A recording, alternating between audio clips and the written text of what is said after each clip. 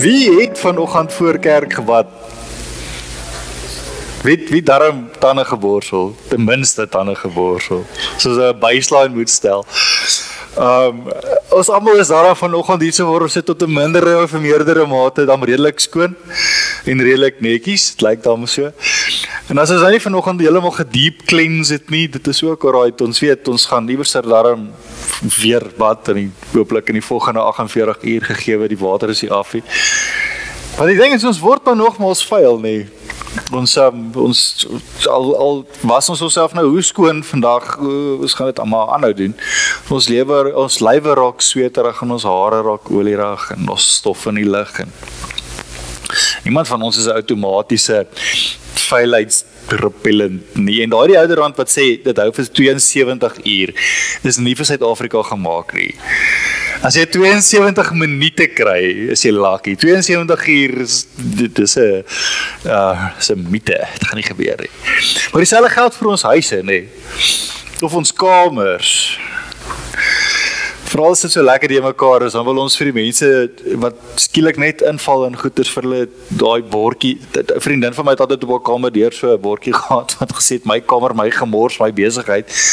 Maar hulle het ook voor in hulle huis gehad, my kombuis was skoon, jy het dit net gemis. Ek dink dit voel as ek my wasbak so kyk, dan voel ek my wasbak was skoon.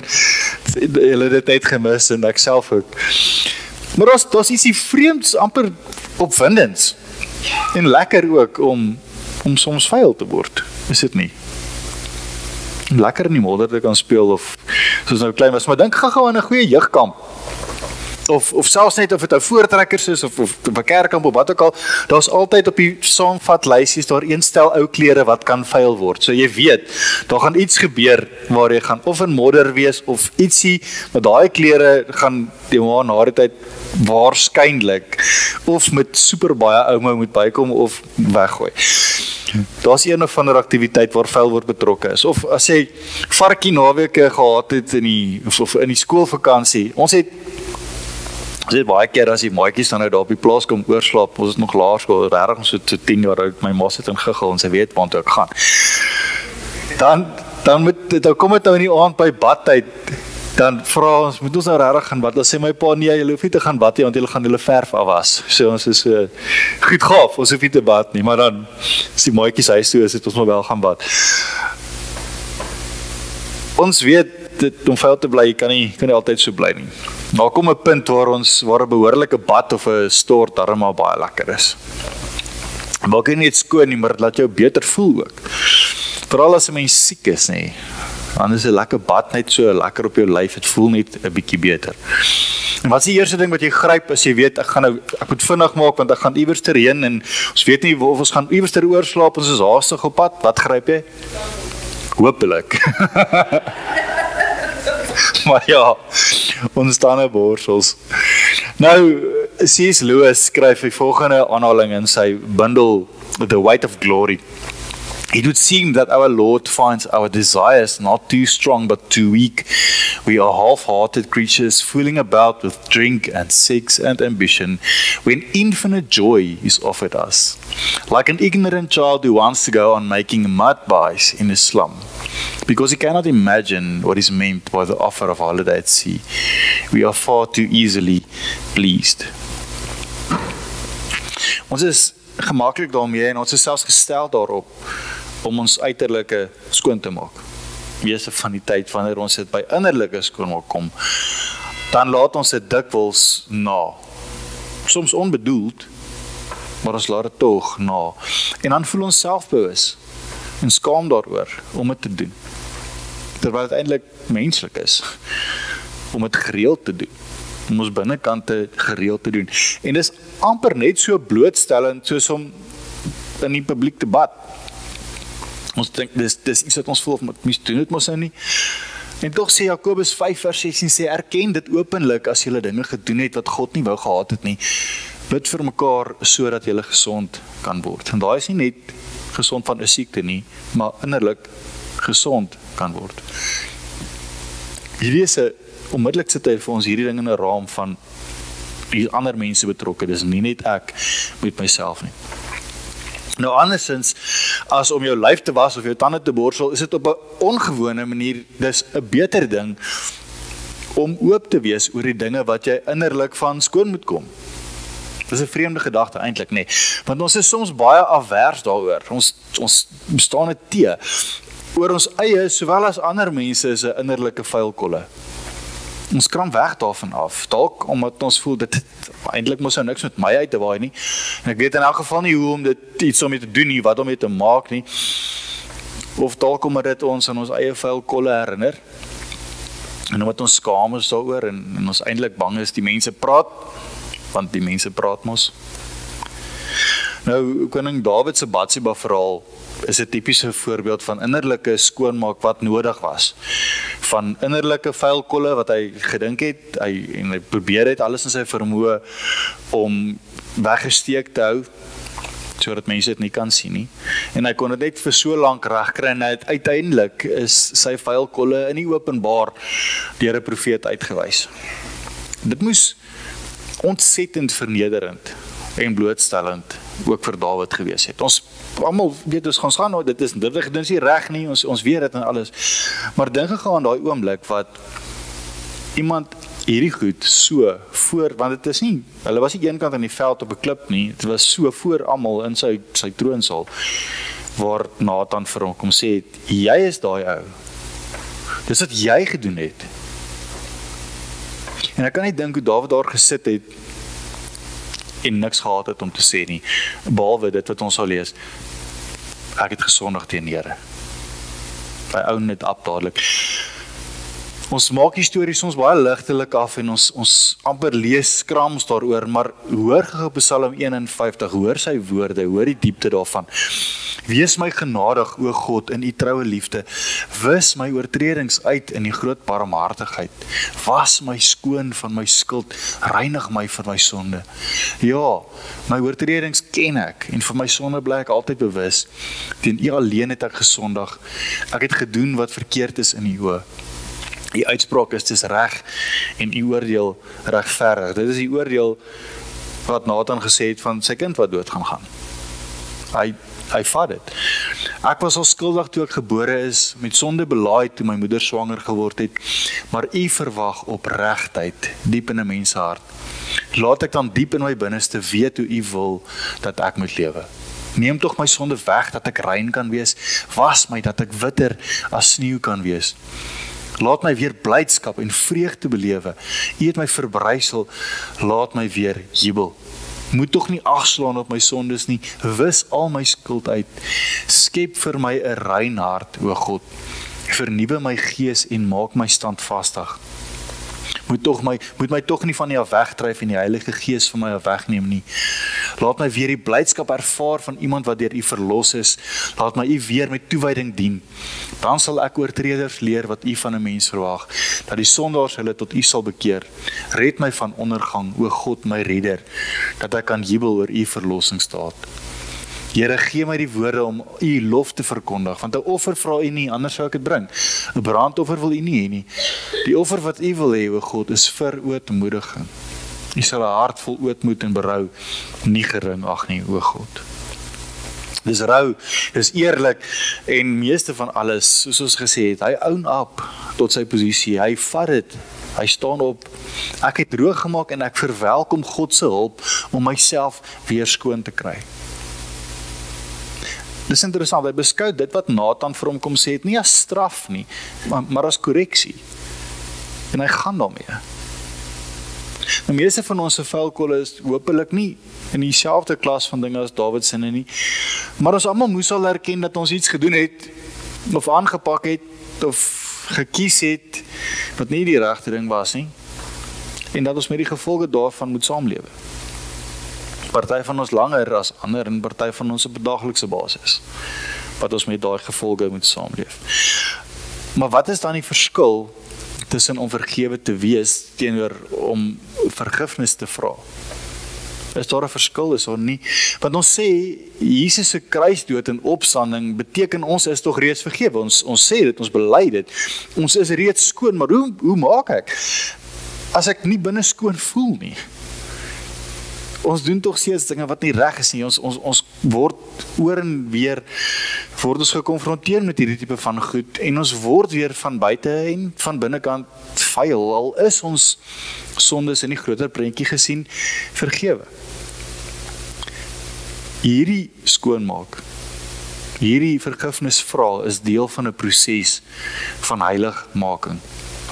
Wat beteken dit? Om vergifnis te vra help ons daarmee om die mens te word wat God wil hê ons moet wees. Om meer en meer gepolished te word, om blink gevryf te word. Dit is waaroor dit gaan. Dit help as ons op 'n ander manier na sonde kyk, as nie net na 'n klomp negatiewe dinge wat ons doen nie. Ons weet sonde beteken om die doel te mis, né? Om die manier te mis waarop God graag sal wil hê dat ek en jy ons lewens moet lewe. Sondige of swak gewoontes is ietsie anderster en daaraan kan ons ietsie doen. Nou, ons het nou al die afgelope 2 weke het ons 'n bietjie ook al genoem oor James Clear en Atomic Habits in sy boek en hoe hy van gewoontestapeling gebruik om nuwe gewoontes te vestig en vas te maak in ons lewens.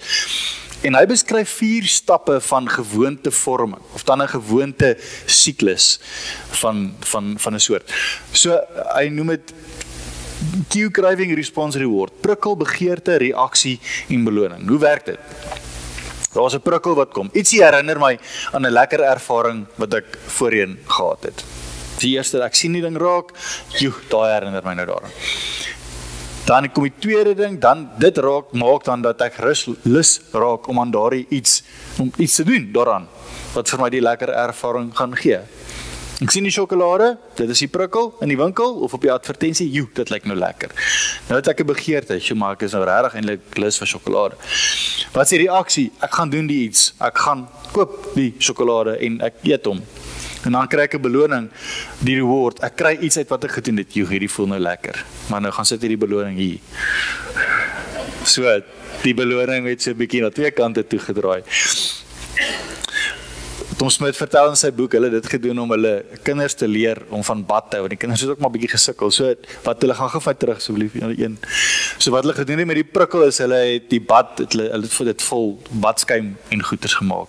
Dit was nou lekker, dit het hulle herinner, maar dit was so gisterand was dit nou lekker geweest. Dan was die begeerte geweest, daar was allerhande, hulle het 'n hele storie rondom die bad gemaak en hulle het sommer, my ma het dit ook gedoen, voer hulle die kinders broodjies terwyl hulle in die bad sit. So die reaksie is hierdie kinders, dit is nou lekker, hulle geniet dit. So hulle koppel badtyd is 'n lekker tyd en dan as nou na die tyd die beloning was dan hulle nou vir hulle 'n storie gelees. Dan was hulle nou in die bed en almal nou warm en goed. So die hele ding was aan positiewe goeders vasgemaak. Nou dit werk op albei kante. Dit werk ongelukkig na die negatiewe kant ook of na goed wat vir ons sleg is, wat ons binnekant te vuil maak, werk dit ook so. Kom ons sê sjokolade in aanhalingstekens, die sjokolade wat nie vir jou goed is nie. Dan gou weer terug, dankie Jon. Daai ietsie herinner jou aan daai sjokolade in aanhalingstekens wat jy voorheen gehad het, wat vir jou lekker was. Nou skielik het jy begeerte om daai sjokolade te gaan eet. En dan doen jy dit, jy tree op daaroor en dan kry jy 'n beloning. Jy voel beter, jy voel goed, maar jy voel ook skaam. Jy voel ook skuldig. Voel ook sleg. Dankie, nou kan ons aangaan. Die ding is, dit kan aan 2 kante toe gaan soos ek gesê het. So met deugde, as jy iets wil aanleer wat vir jou gaan help om skoon te kom, maak dit duidelik sigbaar. Maak dit aanloklik of maak dit mooi. Maak dit maklik en maak dit lekker. Maak dit genotvol. Maak dit iets wat vir jou regtig goed gaan wees. Teenoor dit wat jy wil afleer, maak dit so onsigbaar as moontlik. Maak dit onaantreklik, maak dit lelik. Dit moet nie vir iets lekkers wees nie. Maak dit moeilik om dit in die hande te kry. Haal dit uit jou huis uit. Maak dit skoon. Maak dit sleg, maak dit onaangenaam. Maak die resultaat wat jy daarvan gaan kry, dat dit nie vir jou 'n goeie resultaat gaan wees nie. Want net soos wat ons lywe skoon maak, help hierdie metodes ons om ons binnekante skoon te kry. Maar dit stem ooreen met wat Paulus vir Timoteus geskryf het. As hy sê, maar jy Timoteus, man van God, vlug weg van al hierdie bose dinge en volg na wat reg en goed is. Hierdie is net metodes om jou te help om dit te doen. Beywer jou vir 'n lewe volgens die wil van God, gekenmerk deur toewyding en geloof, liefde, volharding en deernis. Stryd die goeie stryd vir dit waarin ons glo. Hou stewig vas aan die ewige lewe wat God jou gegee het en wat jy so opreg bely het voor baie getuies. Nou Jesus se uitkyk op innerlike skoonmaak kry ons amper aan die einde van Matteus. As hy die fariseërs aanvat, man, hulle taak was eintlik gewees om die dinge van die dag in plek te hou, om die mense te help, om skoon te kom. Net hulle het dit heel na die ander kant toe gevat en naderhand meer op die skoonmaakproses gefokus as op wat gaan hier aan. As jy heeltyd gaan oor die wettiese ding, heeltyd op daai ding vaskyk. Nou, in Matteus 23 lees ons wat Jesus vir hulle sê, elende wag vir julle, skrifgeleerdes en fariseërs, hygelaars. Julle maak die buitekant van die beker en die skottel skoon, maar binne is hulle vol hebsug en onmatigheid. Binnekant is dit vrot, binne wil julle net meer hê, binnekant is julle onregverdig. Blinde fariseërs, maak eers die binnekant van die beker skoon en sal sy buitekant ook skoon wees. En van my niggies het, ons het een Kersfees het ons gestaan en skottelgoed was, nou, lekker ete en goeters en ons het die glase afgedroog en sy het hulle net so, sy wou hulle nog aan die binnekant afdroog en my tannie sê, nee man, moenie worry nie, die goed sal van self binnekant droog word. Toe sê sy, ja wel, dis een teorie. As ons die gedagte van die begin af hier optel en om vir mekaar te bely wat dit is wat ons mee sukkel om reg te kry, waar ons stoei, dan is die idee nie om mekaar se koppe te was nie. Dis is wat die fariseërs gedoen het nie. Die idee is om mekaar se voete te was. Wat is die verskil? Wat gebeur? Wanneer ons in ons broosheid so voor mekaar oopmaak, dan moet ons mekaar daardie cap gee om sonder vrees vir skande dit te kan doen. Nie altyd so maklik nie, want dit is vir ons moeilik om onsself bloot te stel en is partykeer moeilik ook om met anderster se blootstelling met dit te werk. Om iemand anderster wat hulle self voor jou kom neersit het, om dit regtig in te neem. Maar ons het daai plek, daai plig, ons het daai verantwoordelikheid en daai amper wil ek sê daai voorreg as gelowiges vir mekaar. Een van die dinge wat ons vir mekaar kan doen. Want iets die baie besonders gebeur wanneer ons so vulnerable voor mekaar is. Ons menslikheid kom na vore. Maar ook ons plek voor God. Ons het dit nou ook gesing. Ons is sy kinders. En alle kinders het soms nodig om skoon te kom. Hierdie is een van die dinge waaroor God ons vir mekaar gegee het. En dis wat ons doen as ons mekaar help om van slegte gewoontes ontslae te raak en beter gewoontes aan te leer. Ons help mekaar wat? Het nog nie so daaraan gedink nie, het jy? Want ons almal het maar 'n blinde kol. Ek kan nie agter my ore sien nie, maar jy kan. Ek's ernstig. Ons help mekaar, ons het dit nodig. Kom ek vra so, hoeveel keer het jy al jou kar gewas of laat was? Vandat jy hom gekoop het. Ja, getel. Ons tel nie dit nie. As jy doen, sê jy 'n vreemde unieke mens. Maar hoeveel keer was jy hom? Totdat hy weer vuil is, nee, dan was ons hom nou weer. En dieselfde geld vir skottelgoed was. Dit is, voel ek soms 'n nimmer eindigende stryd. En party goeders moet 'n bietjie langer vat om van binnekant af skoon te kom. En hierso wil ek gou 'n shout-out maak vir die manne wat gister gehelp het met die damesbederf, want so, toe is daar skoon gemaak in die kombuis en die goeders in die panne is daar en alles, ons het dit gelos, ons het gekry, die plek is silwer skoon. Dit was nie moeite nie, maar vinnig om mekaar te help om hierdie goed skoon te kry en dit vinnig weer te kon regkry. 'n kastrol of 'n pan wat aangebrand is, weet ons gooi dit maklik vol seep en kookwater en ons laat dit staan, want hy moet nou bietjie souk, hy moet nou bietjie week. Ons is gemaklik daarmee.